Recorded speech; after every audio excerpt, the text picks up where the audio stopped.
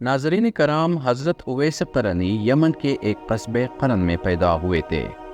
लाग़िर अंदाम, मियान क़ामत, गंदमी रंग, चश्म मुबारक सियाह, सर के बाल उलझे हुए, रूई मुबारक गर्द आलूद, बाएं हथेली पर बक़दर एक दरहम सफ़ेद दाग था जो बरस बीमारी की वजह से था। हज़रत उवैस क़रनी रहमतुल्लाह अलैह के वालिद बचपन में ही फौत हो गए थे। वालिदा ज़ईफ़ व नातवा थी। उनकी खिदमत और फ़िक्र माश के ज़रिए आप शतरबानी किया करते थे।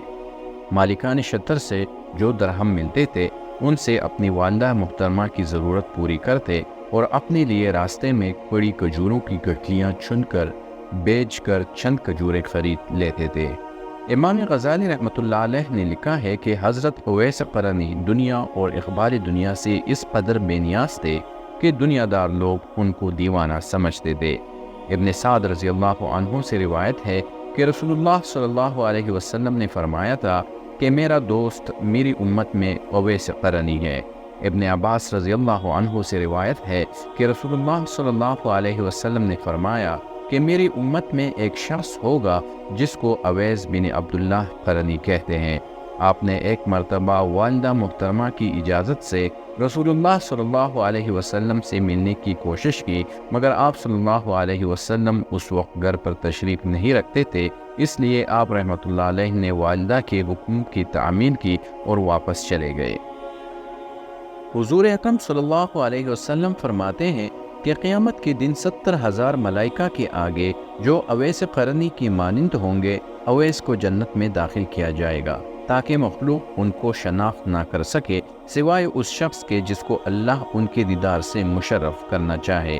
इसलिए कि आपने खलवत नशीन होकर और मखलूक से रुपूशी इख्तियार करके महज इसलिए इबादत और रियाजत इख्तियार की कि दुनिया आपको बरगज़ीदा तस्वुर ना करे और उसी मसलहत के पेश नज़र क़यामत के दिन आपकी पर्दादारी कायम रखी जाएगी। हुज़ूर अकरम सल्लल्लाहु अलैहि वसल्लम ने फरमाया कि मेरी उम्मत में एक ऐसा शख्स है जिसकी शफाअत से कबीला रबिया व मुज़र के बेड़ों के बाल के बराबर गुनाहगारों के बख्श दिया जाएगा।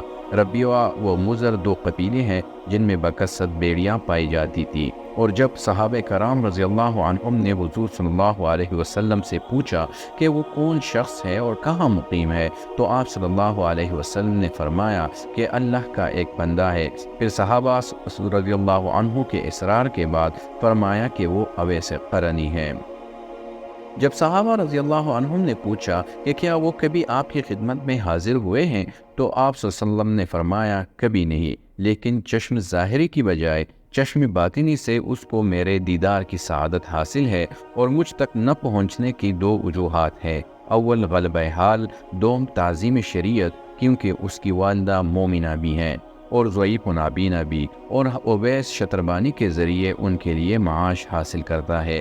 फिर जब सहाबा रज़ी अल्लाहु अन्हु ने पूछा कि क्या हम उनसे शर्फ़ नियाज़ हासिल कर सकते हैं, तो हुज़ूर सल्लल्लाहु अलैहि वसल्लम ने फरमाया कि नहीं, अलबत्ता उमर व अली से उनकी मुलाकात होगी और उनकी शनाख्त ये है कि पूरे जिस्म पर बाल हैं और हथेली के बाएं पहलू पर एक दरहम के बराबर सफ़ेद रंग का दाग है, लेकिन वो बरस का दाग नहीं। लिहाजा जब उनसे मुलाकात हो तो मेरा सलाम पहुंचाने के बाद मेरी उम्मत के लिए दुआ करने का पैगाम भी देना। फिर जब सहाबा रज़ी अल्लाहु अन्हुम ने अर्ज़ किया कि आप के पेराहन के हक़दार कौन है, तो फरमाया अवैस क़रनी।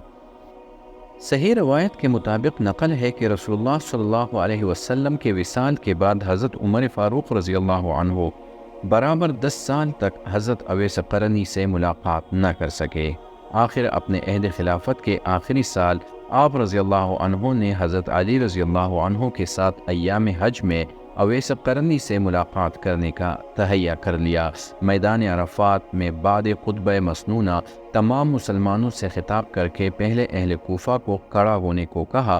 फिर वो खड़े हो गए तो उनसे फरमाया कि जो अहले क़रन हैं वो खड़े रहें, बाकी बैठ जाएं। सिवाय एक ज़ईफ़ शख्स के सब बैठ गए। जब उसने तस्दीक की कि वो क़रन का रहने वाला है, तो हज़रत उमर रज़ी अल्लाहु अन्हु ने पूछा कि क्या वो अवैस क़रनी को जानता है। उसने असबात में जवाब दिया और कहा कि उसका इस नाम का एक दीवाना शख्स है جو میرا برادر زادہ ہے لیکن وہ بے حد حقیر و کم حیثیت ہے اور امیر المؤمنین کی شان کے خلاف ہے کہ وہ اس سے ملاقات کریں۔ یہ سن کر حضرت عمر رضی اللہ عنہ اب دیدہ ہو گئے اور فرمایا، ہاں میں ایسے ہی شخص سے ملنا باعث فخر جانتا ہوں، کیونکہ رسول اللہ صلی اللہ علیہ وسلم نے فرمایا ہے کہ اللہ تعالیٰ اپنے ایسے ہی مستور بندوں کو دوست رکھتا ہے جن کے چہرے مرجھائے ہوئے ہوں اور گرد آلود ہوں، بال بکھرے اور چکنے ہوئے ہوں، ان کے رنگ تیرہ ہوں، شکم سوکھ کر پیٹھ سے لگ گئے ہوں، اور جب ان کا تونگر دنیا دار سے سامنا ہو تو وہ ان سے بات کرنا حد تک سمجھے، اپنے گھروں میں نہ گھسنے دے، اور اگر وہ بیمار ہو جائیں تو ان کا کوئی پرسان حال نہ ہو، اگر گم ہو جائیں تو کوئی تلاش نہ کرے، اور اگر وہ مر جائیں تو ان کے جنازے پر نہ جائیں۔ حضرت عمر رضی اللہ عنہ اور حضرت علی رضی اللہ عنہ کو ساتھ لیا اور کوفہ تشریف لے گئے، اور پوچھتے پوچھتے غار نمرہ پہنچے تو دیکھا کہ حضرت اویس قرنی ایک درخت کے نیچے مصروف نماز ہیں۔ حضرت عمر رضی اللہ عنہ کعبے کے رخ کی طرف جا کر کھڑے ہو گئے تو حضرت اویس قرنی رحمۃ اللہ علیہ نے جلدی جلدی نماز ختم کی۔ چند سوالات و جوابات کے بعد حضرت عمر رضی اللہ عنہ نے ان کو رسول اللہ صلی اللہ علیہ وسلم کا فرمان سنایا اور بتایا کہ اس فرمان کے مطابق وہ محبوب الہی حضرت اویس قرنی ہے۔ تو پھر آپ نے حضرت اویس قرنی سے درخواست کی کہ اپنا دایاں ہاتھ دکھائیں، جو فرمان رسول صلی اللہ علیہ وسلم کے مطابق ایک درہم برابر سفید نشان سے مرصع تھا۔ حضرت عمر رضی اللہ عنہ نے یہ ہاتھ چوم لیا اور ان سے درخواست کی کہ وہ امت اور ان کے لیے دعا کرے، اور آپ نے دعا کر دی کہ اے اللہ پاک مرد و عورت مومنوں کو بخش دے۔ حضرت علی رضی اللہ عنہ نے ان کو بتلایا کہ حضرت عمر رضی اللہ عنہ امیر المؤمنین عمر بن خطاب ہیں اور میں علی ابن ابی طالب ہوں۔ یہ سن کر حضرت اویس قرنی رحمۃ اللہ علیہ سیدھے کھڑے ہو گئے، حضرت عمر رضی اللہ عنہ کو سلام کیا، جزائے خیر کی دعا دی۔ حضرت عمر رضی اللہ عنہ نے رسول اللہ صلی اللہ علیہ وسلم کا پیراہن مبارک ان کو پیش کر دیا۔ رسول اللہ صلی اللہ علیہ وسلم کی وصیت سے مطلع ہو کر حضرت اویس قرنی رحمۃ اللہ علیہ نے اقرار کیا کہ وہی اویس قرنی ہیں۔ یہ سن کر آپ نے رسول اللہ صلی اللہ علیہ وسلم کا صدقہ مبارک قبول کیا اور نہایت ادب و احترام سے اپنے سر پر رکھا، اور اس کو لے کر ایک الگ جگہ پر گئے اور اس کو سامنے رکھ کر سربجسجود ہو کر درگاہ الہی میں عرض کیا، میرے آقا تیرے محبوب محمد رسول اللہ صلی اللہ علیہ وسلم نے مجھ سے فرمایا ہے کہ میں ان کی امت کے لیے دعا کروں، لہٰذا میں یہ مرقع جب تک نہ پہنوں گا جب تک تو تمام امت مسلمہ کو نہ بخش دے گا۔ یا رب العالمین، تیرے مقدس رسول اور ان کے صحابہ کرام حضرت عمر، حضرت علی رضی اللہ عنہم نے تو اپنا کام کر دیا، اب صرف تیرا کام باقی ہے کہ تو میری دعا قبول فرما۔ حاتف نے آواز دی کہ آپ کی دعا کے مطابق امت مسلمہ کا کچھ حصہ بخش دیا۔ آپ نے عرض کیا کہ یا الہی، میں تو تیرے محبوب کی سب امت کی مغفرت کا طالب ہوں۔ غیب سے ندا آئی کہ ایک اور حصے کو بخش دیا گیا۔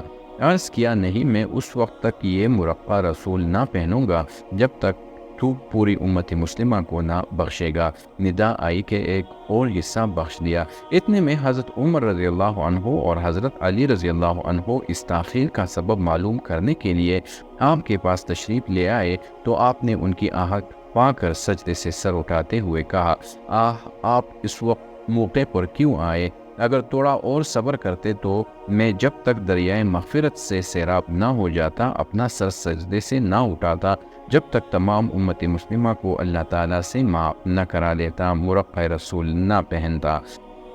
اس کے بعد حضرت عمر رضی اللہ عنہ نے اپنے لیے دعا کی درخواست کی تو آپ نے کہا کہ نماز میں التحیات کے بعد میں یہ دعا کیا کرتا ہوں، اللہم اغفر للمؤمنین والمؤمنات، اے اللہ تمام مومن مردوں عورتوں کو بخش دے، اور اگر تم ایمان کے ساتھ دنیا سے رخصت ہوئے تو تمہیں سرخروئی حاصل ہوگی، ورنہ میری دعا بے فائدہ ہو کر رہ جائے گی۔